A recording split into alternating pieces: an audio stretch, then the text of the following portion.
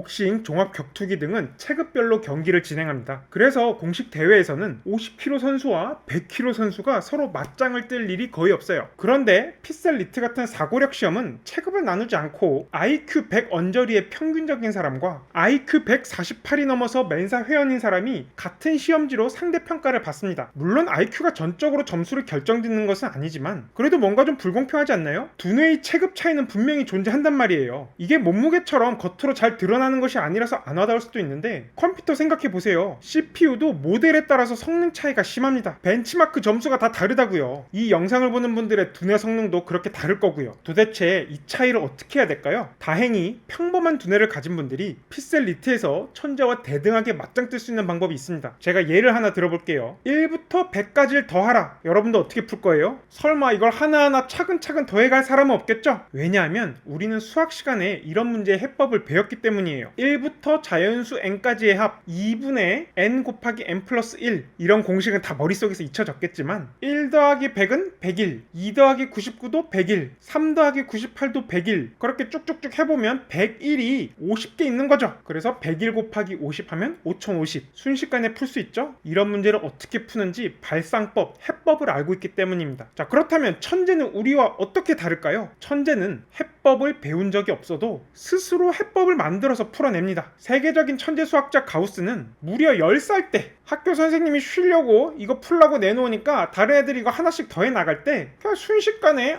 101 곱하기 50, 5050이라고 답해서 주위를 놀라게 했어요. 가우스는 천재였기 때문에 배운 적도 없는 등차수열 합공식을 만들어서 이 문제를 풀어낸 거죠. 자, 이제 재밌는 생각을 해봅시다. 천재 가우스가 살아 돌아왔어요. 그리고 우리랑 같은 시험을 칩니다. 1부터 1000까지의 합을 구하라. 얼마죠?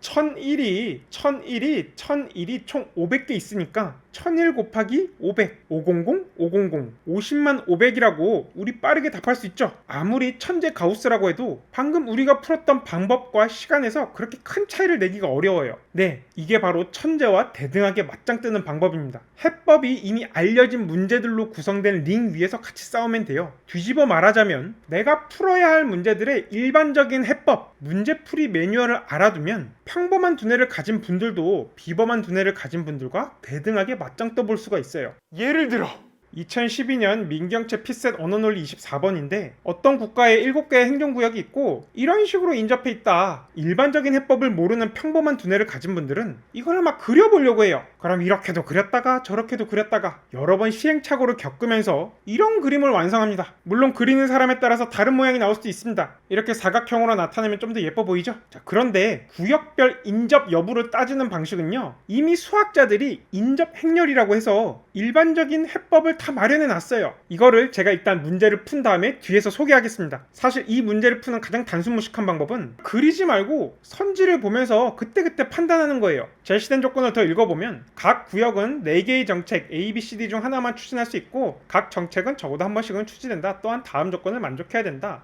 첫 번째, 인접한 구역끼리는 같은 정책을 추진해서는 안 된다. 지금 이 조건은 사색 문제와 관련이 있어요. 또 출제될 수 있으니까 제가 간략하게 소개하겠습니다. 사색 문제는 수능 국어지문에도 나온 적이 있는데 지도에 나라가 어떤 식으로 인접해 있든 간에 4가지 색깔만 있으면 모든 국가를 구별하여 나타낼 수 있다라는 거예요. 이 문제가 거의 100년 가까이 안 풀리다가 결국은 컴퓨터를 이용해서 증명해냈어요. 그래서 이걸 수학적 증명으로 간주할 수 있냐 없냐를 두고 논쟁도 있었는데 하여튼 지금 다 증명이 되어 있습니다. 이 국가가 몇만 개가 있든 아무리 복잡하게 인접해 있든 간에 4가지 색깔만 있으면 인접한 구역끼리는 같은 색을 쓰지 않고 다 구별해서 칠할 수가 있어요. 이건 증명이 되어 있더라. 자, 그리고 두 번째 조건, A, B, C는 각각 A, B, C 정책을 추진한다. 그러면 A, B, C와 인접해 있는 E는 어떤 정책을 추진할 수밖에 없어요?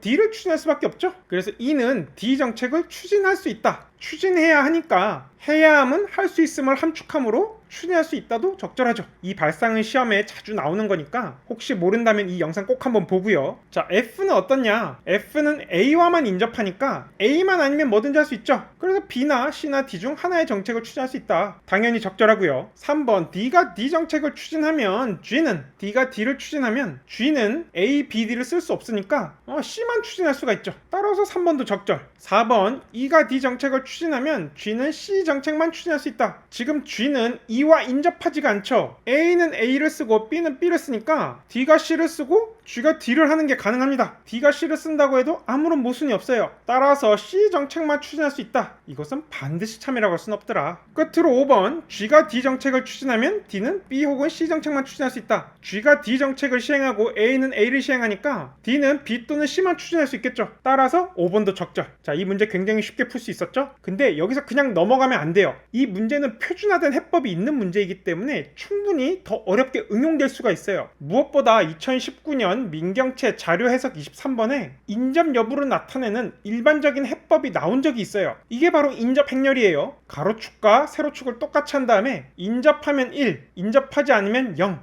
인접할 때 5, 인접하지 않을 때 X라고 해도 돼요. 하여튼 이렇게 표로 나타내는 게 가장 기본적이고 일반적인 해법이에요. 방금 풀었던 문제의 조건도 인접 행렬로 이렇게 나타낼 수가 있어요. 인접 행렬로 나타내는 거 잘 기억해 두시면 나중에 이런 인접 문제 혹은 미팅 문제가 될 수 있어요. A, B, C, D, E, F, G와 그 각각의 여동생들이 미팅을 한다. 자기 여동생이랑은 미팅하면 안 되겠죠? 그래서 그때 커플 짝짓기도 이런 식의 인접 행렬로 나타낼 수가 있습니다. 또 정보를 불완전하게 준 다음에 경우의 수를 표로 따져볼 수도 있고요. 어떤 문제가 나오든 간에 가장 기본적인 발상은 뭐다? 이러한 인접 행렬이다. 여기까지 머릿속에 잘 정리해 두시면 이 문제를 완벽하게 분석했고 또 정복했다고 할 수 있습니다. 천재와 대등하게 싸울 만한 무기를 하나 얻은 거죠. 잘 복습해 주세요.